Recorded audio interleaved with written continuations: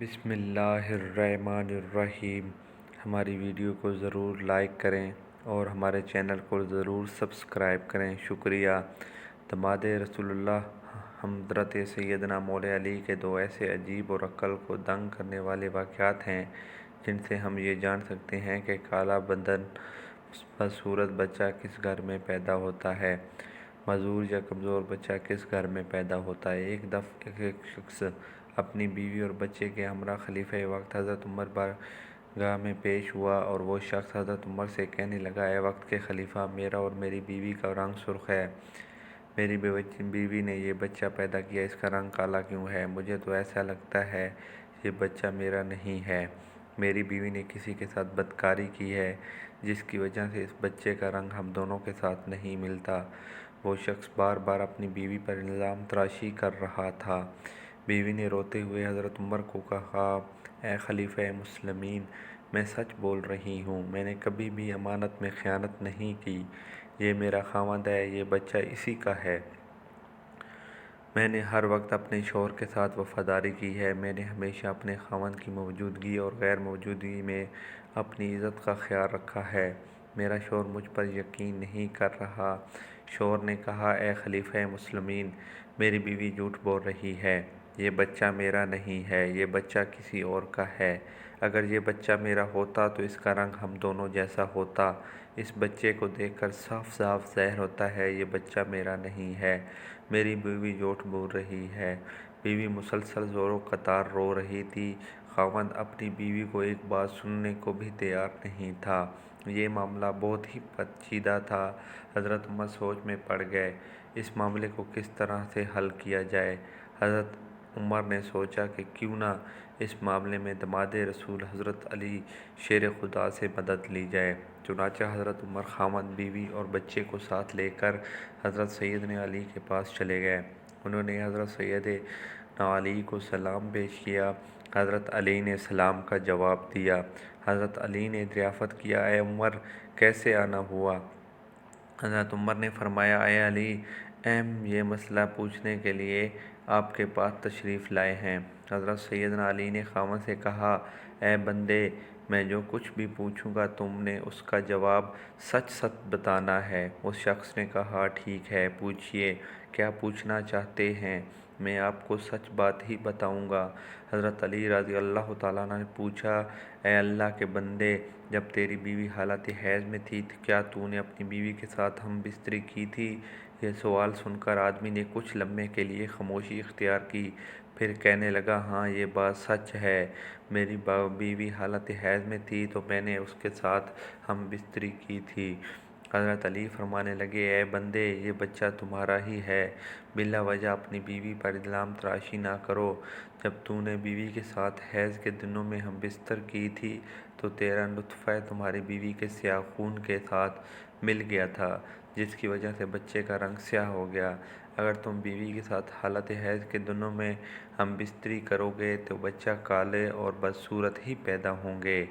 ہو سکتا ہے یہ حمل اس سے پہلے ہی ٹھہر چکا ہو اور پھر حالت حیض میں بستری سے بچے کی خوبصورتی پر اثر پڑ گیا ہو۔ اے شخص، آج کے بعد یہ بات اپنے ذہن میں بٹھا لو، حدیث اور قرآن میں حیض کی حالت میں ہم بستری کرنا حرام اور سخت گناہ قرار دیا گیا ہے۔ اگر کوئی بندہ اس بات کا علم رکھتے ہوئے بھی اپنی بیوی کے ساتھ ہم بستری کرتا ہے تو اللہ تعالیٰ ایسے بندے پر سخت ناراض ہوتا ہے اور وہ بندہ جلد ہی اللہ تعالیٰ کی سخت پکڑ میں آ جاتا ہے۔ اب ہم آپ کو بتائیں گے کہ معذور اور کمزور بچے کن گھروں میں جنم لیتے ہیں۔ یمن کا ایک واقعہ ہے۔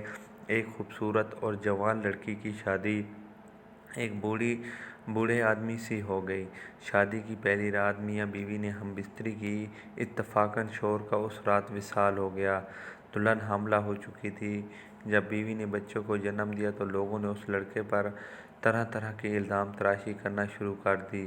اس کا میاں تو پہلی رات ہی انتقال کر دیا تھا، تو اس لڑکی نے جس بچے کو جنم دیا تھا وہ بچہ حرام کا بچہ ہے، اس کے خاوند کا نہیں ہے، کیونکہ وہ تو پہلی رات ہی مر گیا تھا۔ پھر یہ بچہ کیسے پیدا ہو گیا؟ اس بوڑھے کی یہ دوسری شادی تھی۔ اس بوڑھے کا پہلی بیوی سے ایک لڑکا تھا۔ اس لڑکے نے اپنی سوتیلی ماں پر الزام لگانا شروع کر دیا۔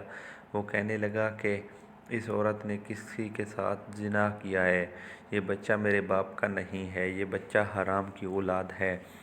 یہ الزام میں پیش سوتیلا بیٹا تھا، کیونکہ وہ چاہتا تھا کہ کسی طرح دنیا والے یہ مان لیں یہ بچہ میرے والد کا نہیں ہے بلکہ اس عورت کی حرام کاری کا نتیجہ ہے، تاکہ والد کی ساری وراثت کا حقدار میں ہی ٹھہر جاؤں، وہ کہیں یہ بچہ میرا برابر کا شریک نہ ہو جائے۔ اس وجہ سے اس بوڑھے کے بڑے بیٹے نے اپنی سوتیلی ماں پر الزام تراشی کی کہ میرا باپ تو شادی کی پہلی رات ہی مر گیا تھا، تو یہ بچہ کہاں سے آ گیا۔ دیکھتے ہی دیکھتے وہ بچہ 4 سال کا ہو گیا اور چلتا چلتا یہ معاملہ بھی قاضی کی بارگاہ میں پہنچ گیا۔ بوڑھے کے بڑے بیٹے نے قاضی سے کہا، اے قاضی محترم، میرا باپ تو شادی کی پہلی رات ہی مر گیا تھا، یہ بچہ میرے باپ کا نہیں ہے، اور اس عورت سے پوچھا جائے کہ یہ بچہ کس کا ہے۔ میں اس بچے کو اپنا بھائی ماننے کو تیار نہیں ہوں۔ سوتیلا بیٹا کچھ گواہوں کو اپنے ساتھ لے کر آیا تھا۔ گواہوں نے بھی یہی گواہی دی کہ اس کا باپ تو پہلی رات ہی مر گیا تھا، یہ بچہ اس کا بھائی نہیں ہے۔ یہ باتیں سن کر قاضی کو یقین ہو گیا کہ یہ بچہ عورت کی بد چلنی کا نتیجہ ہے۔ چنانچہ قاضی صاحب نے فیصلہ کرنے ہی والے تھے کہ حضرت سیدنا علی عدالت میں تشریف فرما ہوئے۔ جب حضرت علی نے یہ سارا قصہ سنا تو حضرت علی نے بڑے بیٹے سے سوال کیا، اے بچے، یہ دونوں میاں بیوی کتنا عرصہ اکٹھے رہے تھے، اور جس بچے کو تم اپنا بھائی ماننے کو تیار نہیں وہ بچہ کہاں ہے؟ بلے لڑکے نے جواب دیا، اے علی، وہ بچہ اس وقت ہمارے پاس نہیں۔ حضرت علی نے کہا کہ تم کل اس بچے کو اپنے ہمراہ یہاں لانا، کل انشاءاللہ تعالی تمہارا فیصلہ ہو جائے گا۔ اگلے دن وہ لڑکا اپنے سوتیلے بھائی کو ساتھ لے کر آیا اور کہنے لگا، یا علی، یہی وہ بچہ ہے جس کو میں اپنا بھائی تسلیم نہیں کرتا ہوں۔ حضرت علی نے جب بچے کو دیکھا تو فرمانے لگا، میں ابھی آپ کا فیصلہ کر دیتا ہوں۔ حضرت علی نے کچھ اور بچوں کو بلایا اور ان سے فرمایا، جاؤ بیٹھ جا کر کھیلنا شروع کر دو۔ چند لمحوں میں وہ بچوں نے آپس میں کھیلنا کودنا شروع کر دیا، ایک دوسرے کے ساتھ مستیاں کرنا شروع کر دیں۔ حضرت علی بچوں کو کھیلتے ہوئے بڑے غور سے دیکھ رہے تھے۔ کچھ دیر کے بعد حضرت علی نے بچوں کو بلایا اور فرمانے لگا، سب بچے ایک جگہ پر بیٹھ جاؤ۔ سب بچے حضرت علی کے پاس آ کر بیٹھ گئے۔ اس کے بعد حضرت علی نے سب بچوں کو ایک ساتھ کھڑے ہونے کا حکم دیا تو سب بچے ایک ساتھ کھڑے ہو گئے۔ مولا علی ان بچوں کو بڑے غور سے دیکھ رہے تھے اور حضرت علی نے دیکھا کہ یہ سب بچے بڑی آسانی کے ساتھ کھیل رہے ہیں، بیٹھ رہے ہیں، کھڑے ہو رہے ہیں، ان کو کھیلنے، بیٹھنے، اٹھنے میں کوئی دقت نہیں ہو رہی۔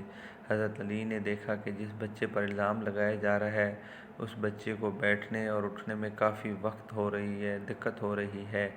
آپ نے فیصلہ یہ سنایا کہ یہ بچہ اسی بوڑھے شخص کا ہے، کیونکہ اس بچے میں کچھ کمزوریاں ہیں، جس کو دیکھ کر یہ ظاہر ہوتا ہے کہ یہ بوڑھے باپ کا بچہ ہے۔ باقی سب بچوں کو کسی قسم کی دقت نہیں ہو رہی، وہ بآسانی سے چلتے پھرتے اور کھیلتے ہوئے نظر آتے ہیں، ان میں کوئی کمزور نظر نہیں آ رہا، کیونکہ وہ جو ان باپ کی اولاد ہیں، جوان باپ کی اولاد ہیں، اللہ پاک سب کو صحت مند اور خوبصورت اولاد سے نوازے، آمین۔ حضرت علی کے واقعات۔ بہت بہت شکریہ۔ ہمارے چینل کو ضرور سبسکرائب کریں، اور اگر کوئی بات ہو تو کمنٹ میں ضرور بتائیں تاکہ ہم اس قسم کے واقعات بنائیں۔ شکریہ۔